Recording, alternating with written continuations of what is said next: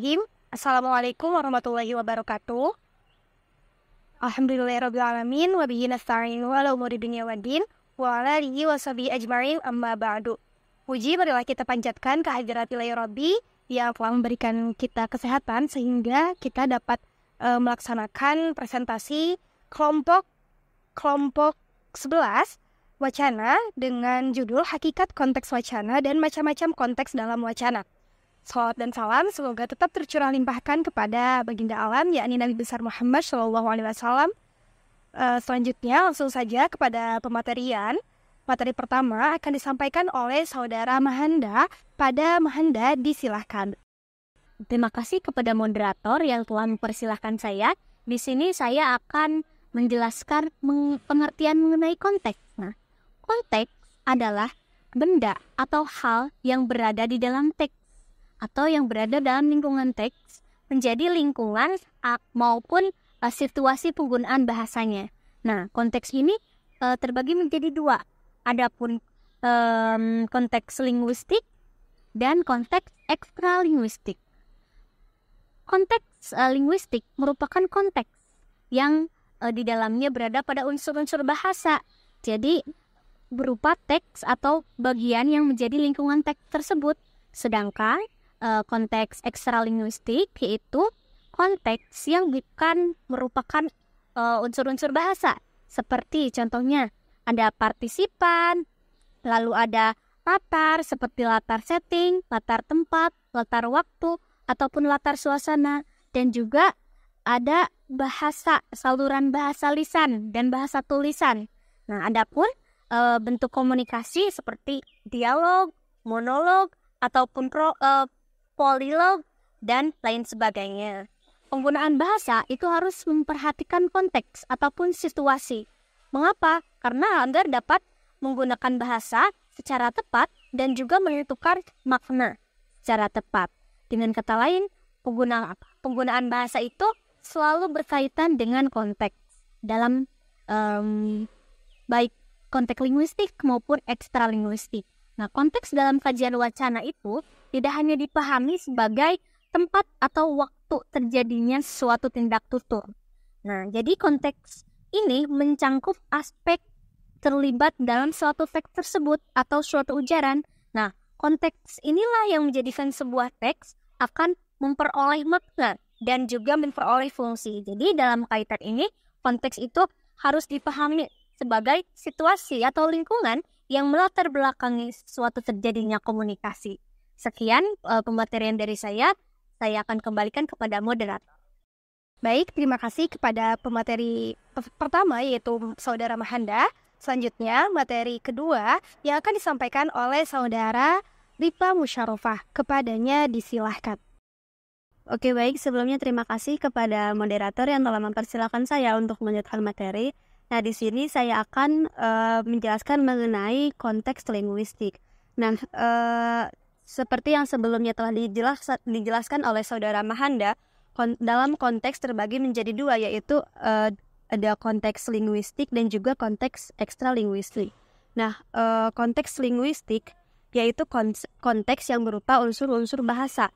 Konteks linguistik mencakup penyebutan kata kerja, kata benda, dan juga kata sifat.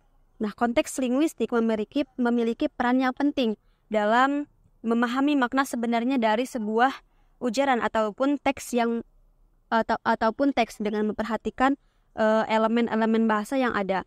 Adapun konteks linguistik juga mencakup hubungan antar kata, struktur kalimat, serta kalimat sebelumnya atau sesudahnya, yang semuanya membantu dalam mencegah ambiguitas dan memastikan bahwa makna yang dimaksud dapat dimengerti oleh lawan bicara kita. Nah, sebagai contoh, sebuah frasa dapat memiliki lebih dari satu makna tergantung dengan konteks linguistiknya. Seperti pada kata berlari dalam kalimat dia berlari menuju tujuan. Nah, pada kata berlari tersebut dapat berarti literal atau secara fisik dan juga kiasan atau berusaha keras untuk mencapai sesuatu. Nah, untuk menentukan makna yang tepat, kita perlu melihat elemen linguistik yang lainnya. Kemudian di samping konteks linguistik ada juga konteks. Nah, konteks yaitu yang berhubungan antara satu teks dan juga teks yang lainnya. Konteks juga dapat berupa unsur dalam sebuah teks. Nah, adapun wujud dari konteks dapat berupa kalimat, paragraf, dan bahkan wacana.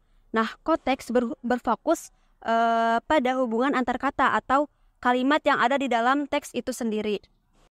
Berbeda dengan konteks, pada konteks sendiri mencakup kata ataupun frasa yang ada sebelum ataupun sesudahnya yang sedang dianalisis. Nah, seperti contohnya buku itu menarik dan juga penuh dengan informasi.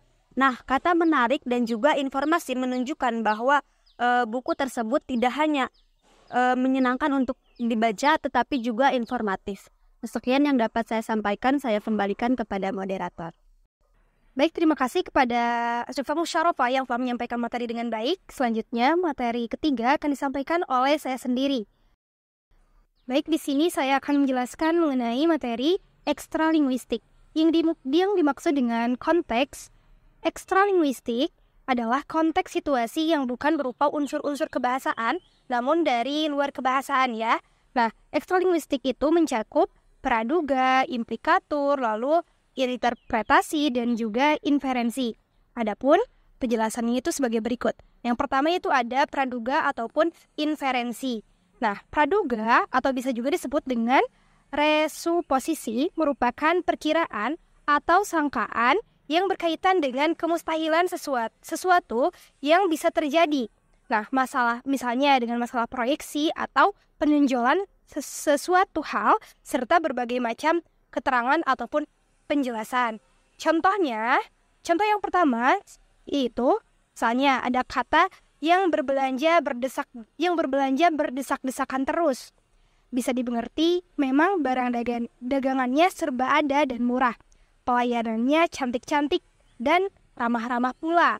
Nah, dari penjelasan di atas atau contoh di atas, yang dimaksud dari contoh di atas itu yaitu keberadaan kalimat yang sebenarnya yaitu barang dagangannya itu laku sekali, yaitu bisa digarisbawahi dari kalimat yang berbelanja itu berdesak-desakan terus. Nah, dari kalimat tersebut memiliki arti barang dagangannya itu laku sekali. Contoh kedua yaitu ada masa ada orang yang sudah meninggal bisa hidup lagi. Nah, pada kalimat di atas atau yang tadi saya sebutkan, maksudnya bahwa orang yang mati itu tidak akan hidup lagi. Maka contohnya itu dari kalimat tadi, masa ada orang yang sudah meninggal dan bisa hidup lagi. Nah, praduga erat kaitannya dengan inferensi. Nah, di sini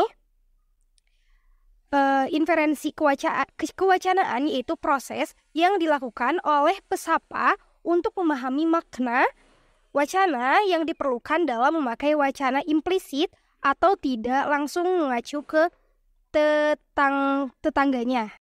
Nah, misalnya dalam kasus orang yang meminjamkan uang kepada tetangganya, tetapi dia tidak mau berkata langsung kepada tetangganya bahwa dia itu tidak ingin meminjamkan uang.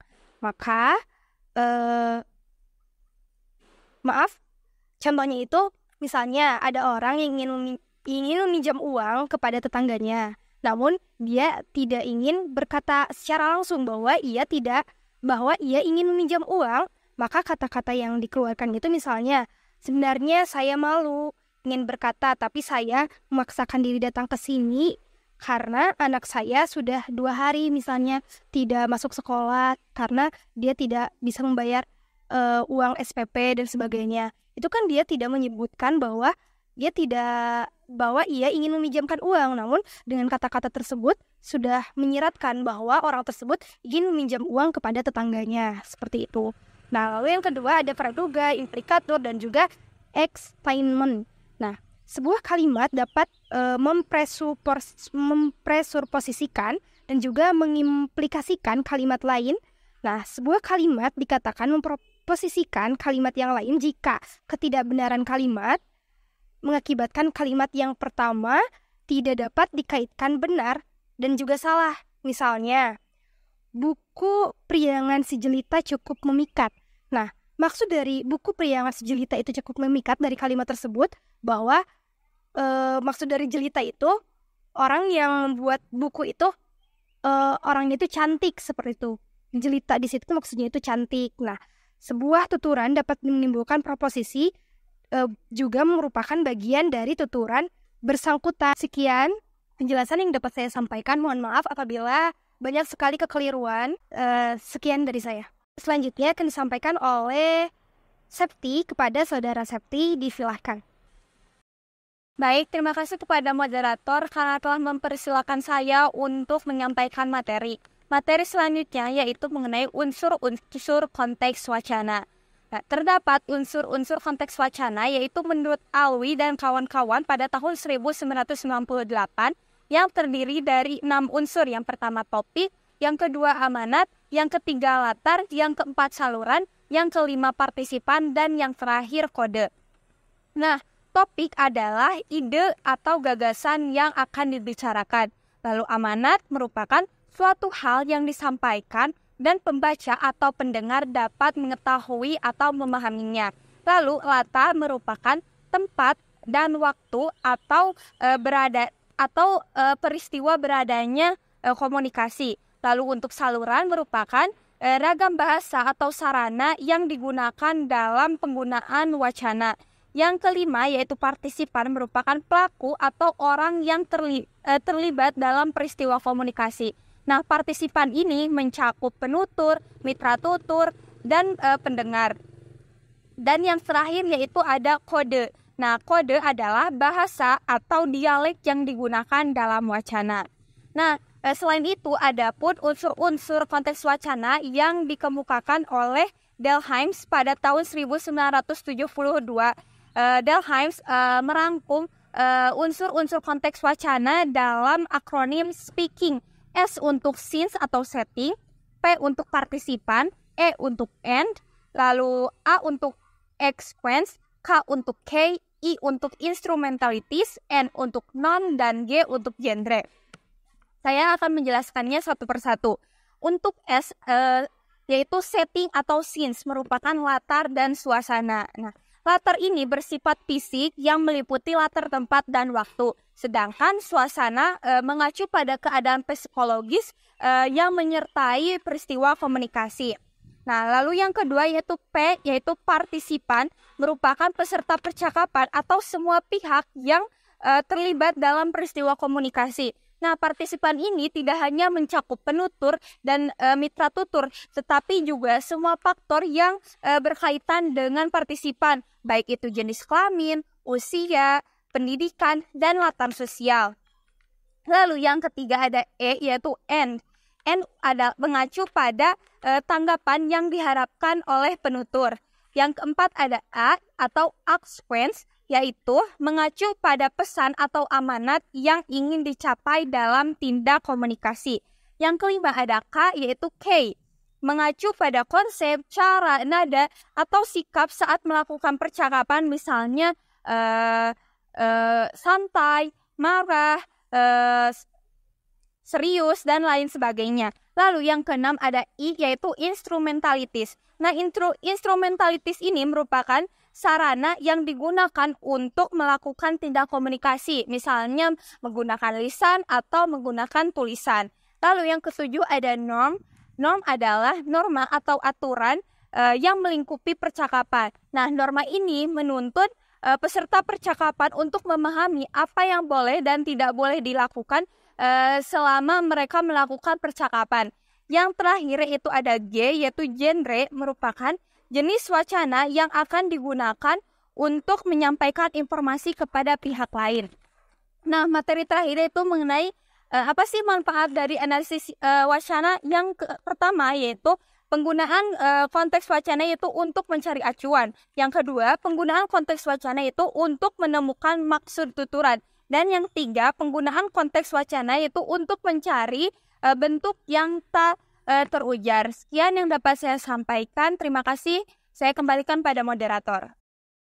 Terima kasih kepada Saudara Septi yang telah menyampaikan materi dengan baik.